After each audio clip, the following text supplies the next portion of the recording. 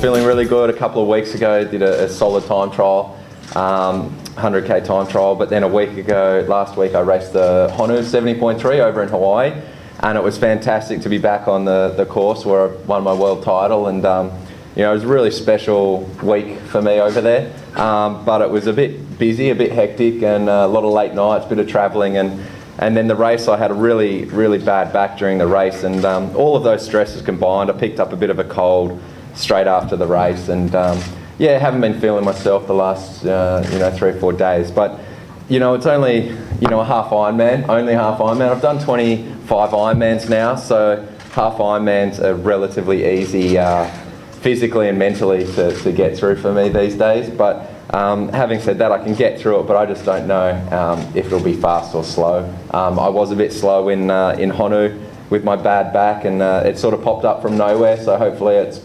disappeared just as quickly, I hope, and won't show up again on Sunday. Well, last year was a phenomenal year, of course, winning here at Ironman 70.3, but stayed up in, as you mentioned, the World Ironman Championship. How's that win at the World Ironman Championships changed your life over this past year? There's a lot more sort of decisions to be made, people sort of pulling you one way or the other, but I really enjoy it. It's more of the same, so it's a great opportunity to be asked to do more things, my views are required a little bit more often, so I've learned a lot over my years, over my 25 Ironmans, and so I really enjoy the platform that I've got to pass on that knowledge that I've learned, and being here on Sunday, win, lose or draw, it's just another learning experience for me to just add on to, going back to try and defend my title in October. Mate, and with Ironman 70.3 Cairns on the weekend, we mentioned at the start, it really is stacked. The man next to you, Brad Carlefelt, one of the new breed coming in 70.3, but the field is stacked, and you really do have to be on your A game to have a big race on Sunday. Yeah, definitely. Like I said, 2 weeks ago I felt really good, talked it up, said bring it, and the last 2 weeks haven't gone so well, so now I'm kind of like, oh geez, I'm really in trouble here. This whole panel could be filled with the men in the 70.3. It's an amazing field, and obviously with Brad and Courtney stepping up from ITU, and such phenomenal world-class athletes. It's going to be very tough out there on race day, but at the same time, it's having so many top competitors around can sometimes make it a little bit easier that there is larger groups and more people to kind of get dragged along with and motivate you. So I'm really looking forward to seeing how they go as much as I'm looking forward to seeing how I go. It's just going to be a great race to be part of. Well, it's great to have the world Ironman champion in Cairns, and all the best for Sunday.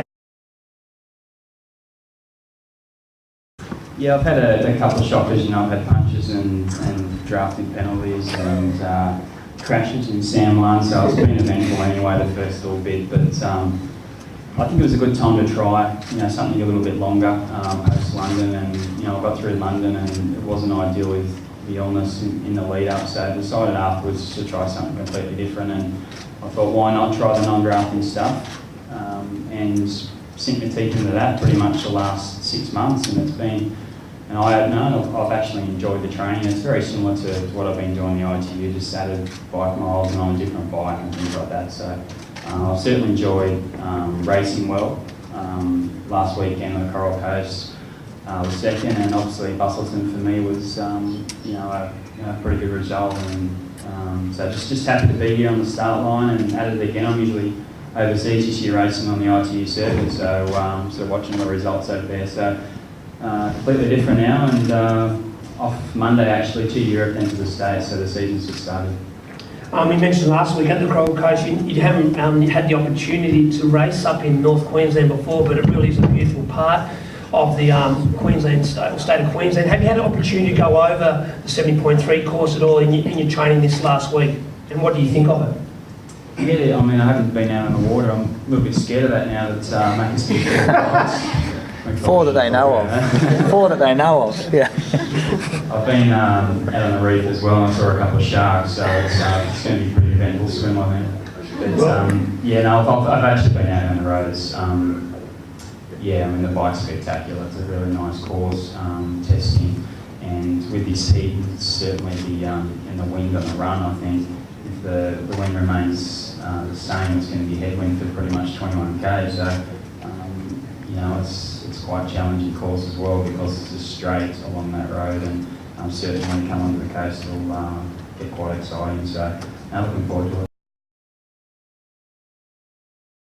Come up and enjoy tropical Queensland and just get out there in the far north. This year for me has been a bit troubled with leg injury, so I'm just sort of tomorrow or Sunday is going to be a hit out just to give it a go and see where it's really at.